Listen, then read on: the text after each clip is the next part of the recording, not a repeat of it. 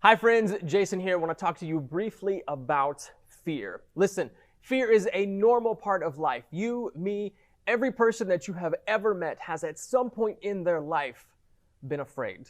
Whether it was waiting in line for a roller coaster or preparing for a test at school or facing some monumental life-changing decision, each one of us has felt the pit in your stomach, the sweat on your palms, the rapid heartbeat. Everyone has felt afraid. But it's what you do with that fear that matters. Now, I remember a specific time where I was afraid.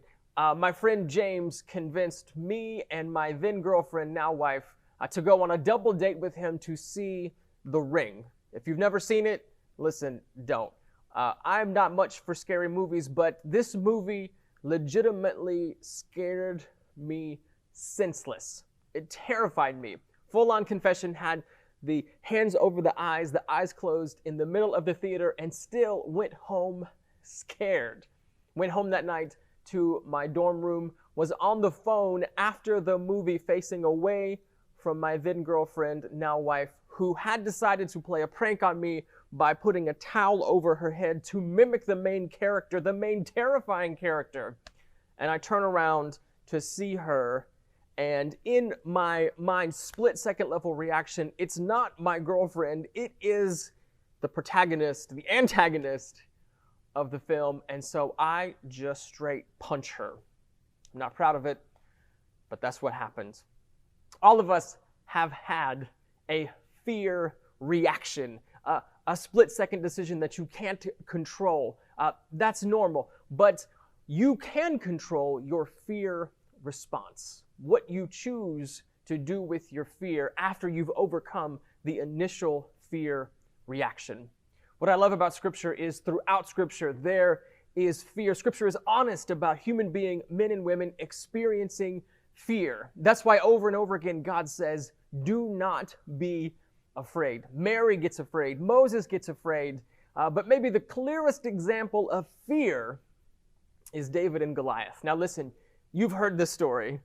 People have heard this story. People love the story of David and Goliath. In fact, like every March, we talk about basketball teams in terms of David and Goliath. This is the story as it takes place in 1 Kings chapter 17.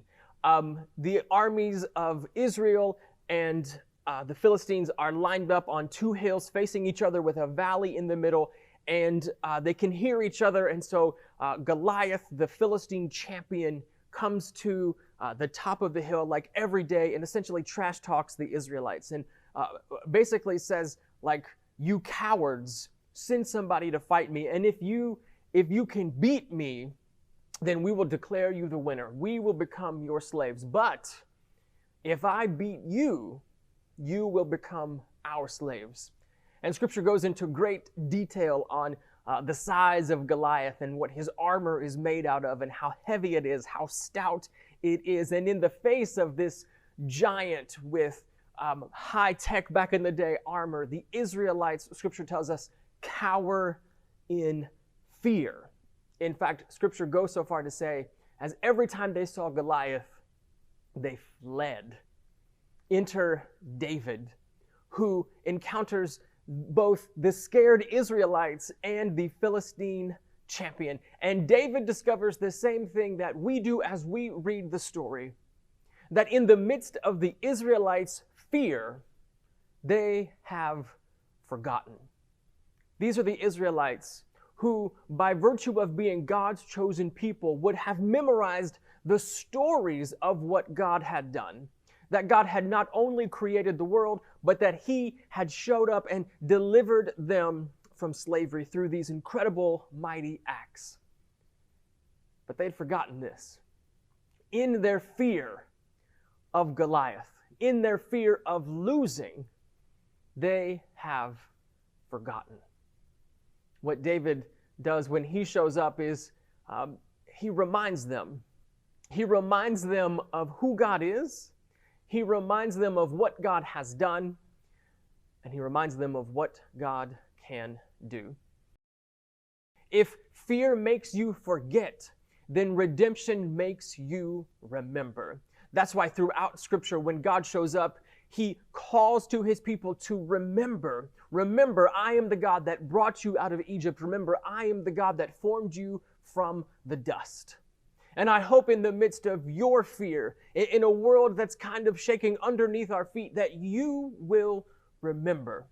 That you will remember who God is, that you will remember what God has done, and you will remember what God can do. Not just thousands and thousands of years ago, but in this very moment. What can God do through you?